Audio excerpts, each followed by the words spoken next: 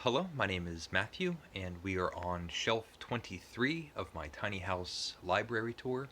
And if you're interested in any of the books that I'm going to show, please send me an email. You'll be supporting my plans to visit Spain. And I have a GoFundMe link as well if that interests you. But let's look at the books. And I have one on top. This is a great collection. It's a Penguin classic of the papers and journals of Kierkegaard, and it's a selection of them. It has a great cover. I haven't read it cover to cover, but this has been a bedside book for a while, and I don't know why, but for me, Kierkegaard makes great bedtime reading, and he's really good company. Then we have a whole bunch of Kafka editions, and I'll grab a couple. The Trial, Air K, supposedly didn't do anything wrong. America, probably the most obvious comic novel or story by Kafka. It's quite good. Totally imagined. He never visited America. The complete short stories of Kafka, probably the best way to get an introduction in his writings and sensibilities and tendency for dark absurdity. This will just have everything. And then this is a great collection. It's 3 short stories by Kafka, and the Judgment, the Stoker, the Metamorphosis, and then an additional letter to his father. But the pairing, or the 3 stories together, do work really well to give you a unified whole of something. And then Letters to Milana and Diaries. So this is the personal writings of Kafka. Really interesting. Okay. So I have 2 editions of Proust. I actually had to order these through Amazon UK and put them in my basket. And so it's the 5th and 6th, the final volume in Proust's Remembrance of Things Past, or In Search of Lost Time. So this is the Prisoner and the Fugitive, and then Finding Time Again. That great cover. And I love Proust, and I do feel that the last volume really has a satisfying conclusion, and it makes all of that, the open ocean of a novel that he wrote, come together in a really interesting way, and accounts for that length. The Stranger by Camus. Mother died today, or maybe it was yesterday. I'm not quite sure. I think this is a different opening translation. Mammon died today, or maybe yesterday. I don't know. Not a huge fan of Kafka. Bellamy by Guy de Maupassant. That great cover. It's a vintage. Yeah. Translated by from the French by Ernest Boyd. I really enjoyed this translation. It's a great society novel by Maupassant. One of my favorite Russian novels, Dead Souls by Gogol. It's probably my favorite piece by Gogol, definitely. A rich, mysterious man comes into a Russian town during the time of serfdom. All the landowners have to pay for their pay taxes on their serfs, but it's based on a census, and there had been years or decades since the last census, and all of the landowners are paying taxes on serfs that are already deceased, And so this mysterious man shows up and wants to has a series of interactions with these landowners wanting to buy their serfs, but he wants to buy the dead ones. Amazing premise. The Map and the Territory by Michelle Welbeck. Certain this was the first novel by first anything by Welbeck I had read. This one, the pre-Goncourt, and it's strong. It made me want to spend a lot more time with this writer and read anything I could by him. A lot of that's worn away, but I remember liking that novel anyway. We have some movies, so let's see what we have. Kill Bill 1 by Quentin Tarantino. The Meaning of Life, Monty Python's Meaning of Life. One Flew Over the Cuckoo's Nest. This movie has never done it for me. I just don't understand why it's considered to be so great. I don't know. And I like Jack Nicholson. Wall-E, a Pixar movie. It's fantastic. And The Big Lebowski, one of the Coen brothers movies. Now back to books. Phone by Will Self. This is the last part of his trilogy. The first one was Umbrella and then Shark. And when Phone came out, I was so impatient. I ordered this from Amazon UK.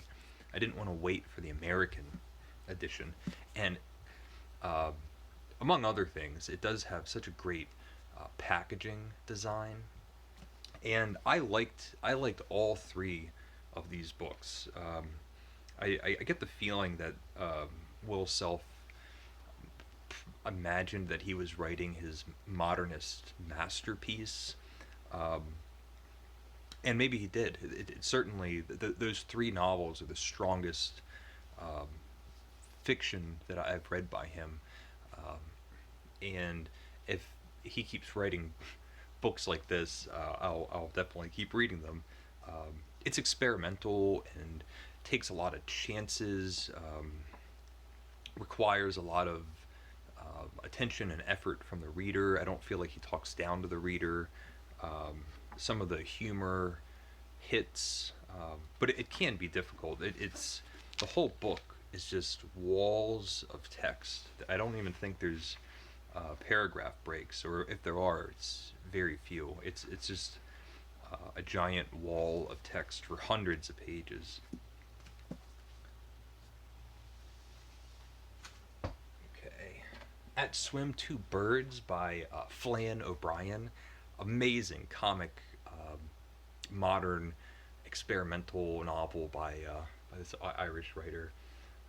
Dylan Thomas has a quote on the cover. This is just the sort of book you give. This is just the book to give your sister if she's a loud, dirty, boozy girl. Look at that. And it's it's hard to describe. It's one of those books where it feels like not much happens, but a lot of things happen.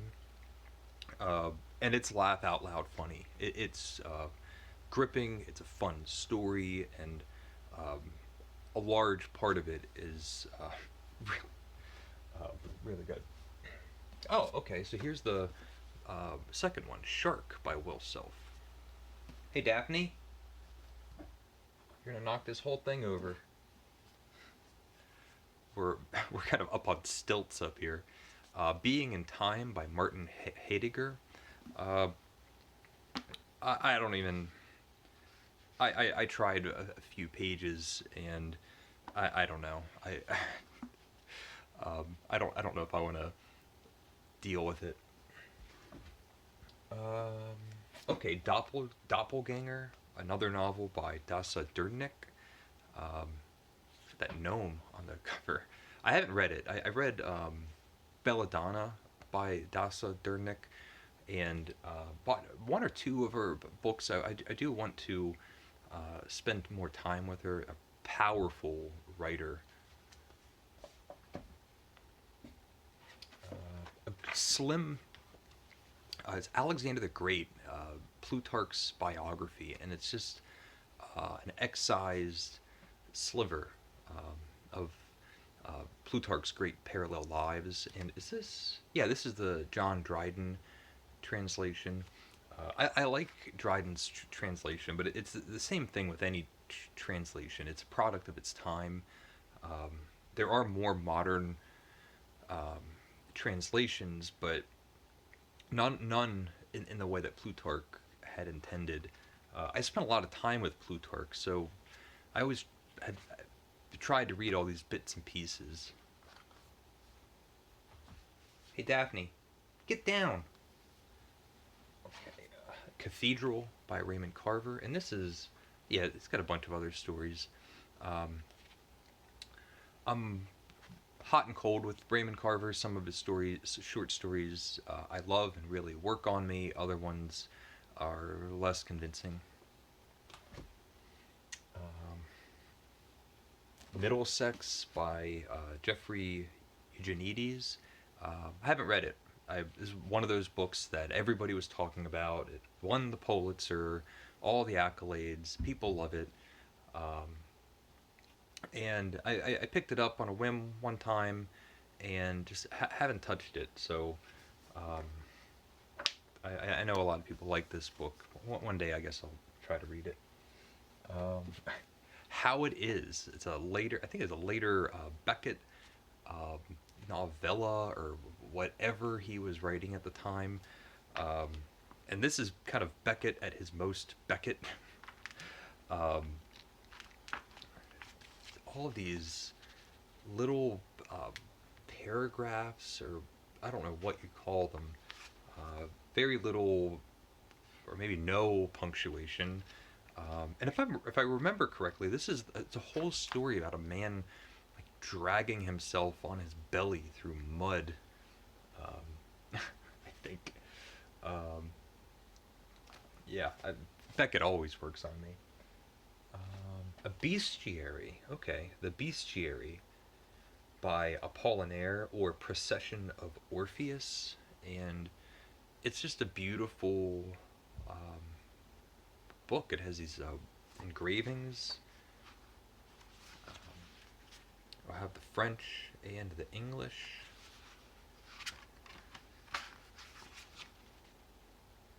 This is beautiful. Okay, and Absalom by William Faulconer. And this was a tough one. I think this is one of the books that is considered one of his best. I really have to reread it at some point. I remember large stretches were gripping and just masterful, but there's some purposeful confusion going on, which is kind of a trademark of Faulkner's writing. But yeah, so novel by Faulkner. And we have other things up here that are like knickknacks. Ben got this for me while he was in Florence, and it's, of course, it's the statue of David, but it's supposed to be like a really precise replica. And at the bookend, unfortunately, it says Aristotle. I always tell myself it's just Plato. A Jar of Sand from Australia. I have a friend that lives in Australia. Gave this to me maybe 15 years ago. This is another gift. Well, so I have cat hair everywhere. Ben made this for me. It would normally hold a little plant in there. Andy destroyed the plant, and so I have this gourd. And then, as a housewarming gift, a few years ago, when I finally moved into the tiny house, Ben's wife gave me this little bird. Okay. and then a jar of paintbrushes. So that's what we have in this shelf. This shelf I definitely have to dust. So yeah, a lot of great books on this shelf.